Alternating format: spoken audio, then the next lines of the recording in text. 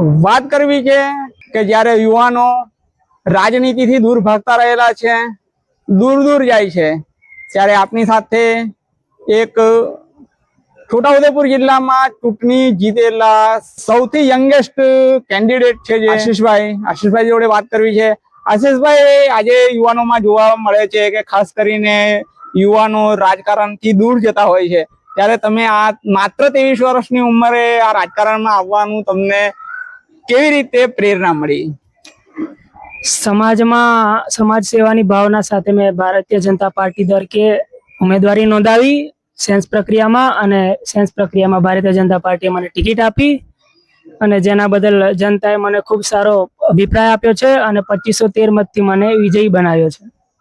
તમારી આટલી જ ઉંમરમાં પણ સમાજની સાથે તમારી જે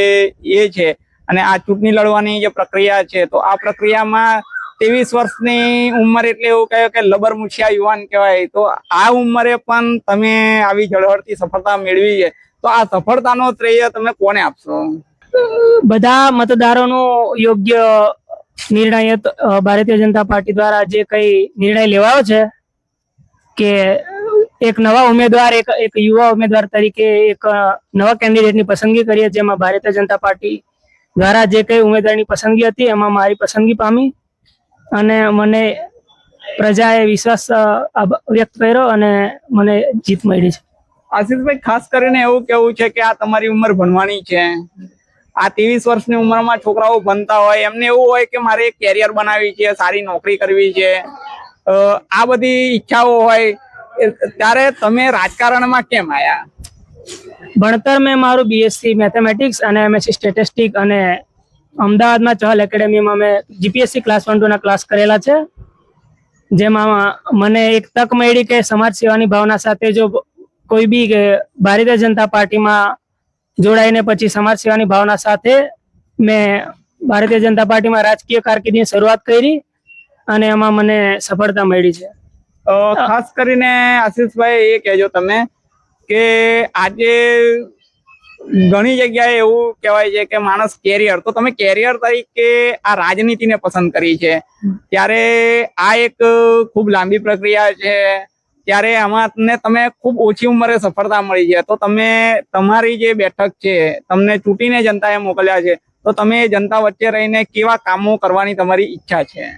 જો અમે ડોર ટુ ડોર પ્રચાર કર્યા હતા ત્યારે અમને લોકોના ઘણા બધા પ્રશ્નો હતા, જે અમુક કામો પૂર્ણ થઈ ગયેલા છે, અમુક બાકી રહી ગયેલા છે, જેમાં પાણીની સમસ્યા હોય કે પછી રોડની સમસ્યા હોય કે પછી અમુક યોજનાઓ જે લોકો સુધી નથી પહોંચતી, જેનું કારણ છે અમુક લોકોને યોગ્ય એવા ડોક્યુમેન્ટો હજી જરૂરી પૂરતા પ્રમાણમાં નથી અને લોકોને યોજનાઓથી અજાણ છે અમુક લોકો, એટલા માટે અમે ડોર ટુ ડોર પ્રચાર કરી અને જનતાને વિશ્વાસ સાથે અમે આગળના જે કઈ બાકી કામો રહેલા છે તેમને પૂર્ણ કરવાની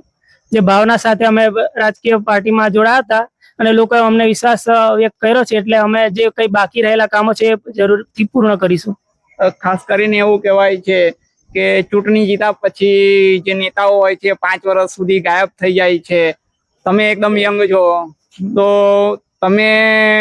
આવું થશે કે પછી તમે જે તમારી પ્રક્રિયા છે, તમારા મતદારોએ તમારી પર જે ભરોસો મૂક્યો છે, એ મતદારોનો ભરોસો તમે કેવી રીતે સાચો સાબિત કરશો? જો ઘણી વાર નેતાઓને એવું કહેવાતું હોય છે કે નેતાઓ માત્ર 5 જ વર્ષ માટેના મહેમાન હોય છે, એવું ઘણી વાર કહેવાતું હોય છે, પરંતુ આ યુવા નેતાએ સમાજ સેવાની ભાવના સાથે જે રાજકીય કારકિર્દીની શરૂઆત કરી છે એમાં લોકોના વિવિધ પ્રશ્નો મારા જેટલા શક્ય પ્રયત્નોથી કરીશ અને આવનારા દિવસોમાં લોકોના જે કઈ પ્રશ્નો છે બધા સોલ્વ કરી અને એમને ખોટા સાબિત કરીશ કે ભાઈ જનતા રાજકારણમાં લોકો ફક્ત જતા નહીં રહેતા અને યોગ્ય કામ કરીને પછી એમનું જે કઈ નેતૃત્વ નિભાવે છે। આગળના સમયમાં તમારી તાંદલિયા પંચાયત છે,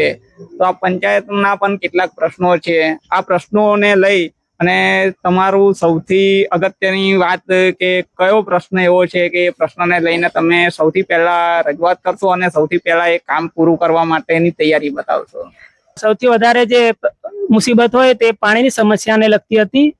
કે જેમાં અમુક મહિલાઓ દ્વારા કહેવામાં આવ્યું કે પાણીની સમસ્યા અમુક વિસ્તારોમાં થઈ ચૂકેલી છે અને અમુક જગ્યાએ હજી બાકી છે, તો આવનારા દિવસોમાં પાણીની સમસ્યા હોય કે પછી અમુક જગ્યાએ રોડ છે, આવાસ છે વગેરે સંબંધિત જે કઈ મુદ્દાઓ છે એને આવનારા દિવસોમાં અમે અમારા કાર્યકાળ દરમિયાન પૂર્ણ કરવાની એ કરીશું। બરાબર છે. વિશેષ બીજું ખાસ એવું જણાવજો કે જ્યારે યુવાનો આ રાજકારણથી દૂર ભાગતા હોય છે આજના સમયમાં, ત્યારે નવી પેઢીના નવા યુવાનોને તમે તમારા તરફથી શું સંદેશ આપશો?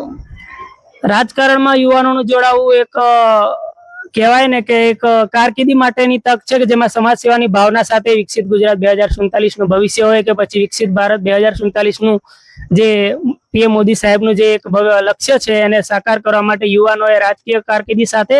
સમાજ સેવાની ભાવના સાથે જોડાઈને આવનારા દિવસોમાં દેશનું, સમાજનું અને ગુજરાતનું અને છોટાઉદેપુર જિલ્લાનું ભવિષ્ય ઉજ્જવળ બને અને છોટાઉદેપુર જિલ્લો જે વિકાસની પ્રક્રિયા હેઠળ છે તેનું સારો એવો વિકાસ થાય અને એવી રીતે યુવાનોએ આ ભાવના સાથે રાજકીય કારકિર્દીની શરૂઆત કરવી જોઈએ અને આવનારા દિવસોમાં તેમને જનતા ચૂંટશે અને જેનું શ્રેષ્ઠ ઉદાહરણ મેં પોતે જ છું કે 23 વર્ષની ઉંમરમાં પણ જનતા યુવાનો પર વિશ્વાસ કરે છે અને આવનારા દિવસોમાં વધુ ઉમેદવારો ચૂંટાઈ શકે યુવાનો તરીકે. બીજી એક ખાસ વાત તમે એ જણાવો કે આજે તમે ચૂંટાયા છો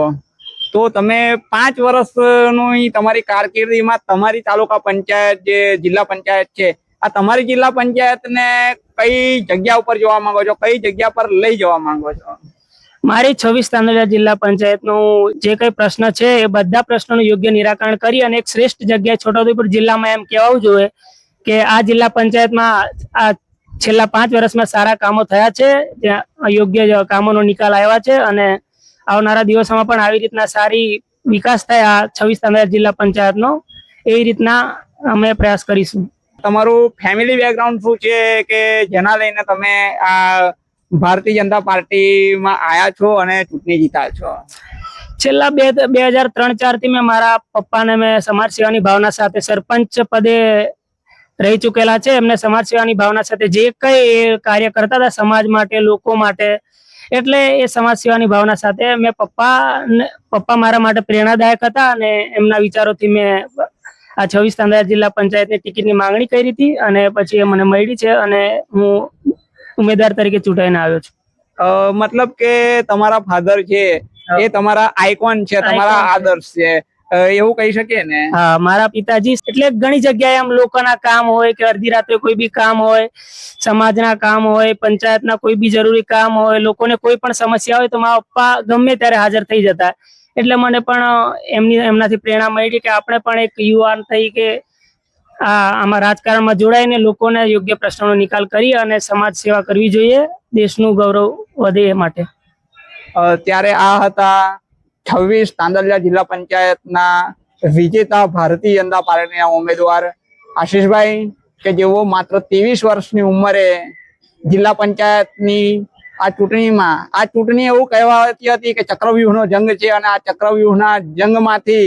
જેને આ જંગ જીતી અને છોટાઉદેપુર જિલ્લાના સૌથી યુવા ઉમેદવાર તરીકે બહાર આવ્યા છે. આશીષભાઈનું એક ખાસ વિઝન છે કે નરેન્દ્ર મોદી સાહેબની જે સ્વપ્ન છે 2047નું શ્રેષ્ઠ ભારતનું, એ શ્રેષ્ઠ ભારતને બનાવવા માટે યુવાનોએ પણ રાજકારણને કારકિર્દી બનાવવી જોઈએ અને રાજકારણમાં આવવું જોઈએ. આ એમનો ખાસ સંદેશ છે. ટીમ જાગૃત સાથે સંજયસિંહ રણા, છોટાઉદેપુર.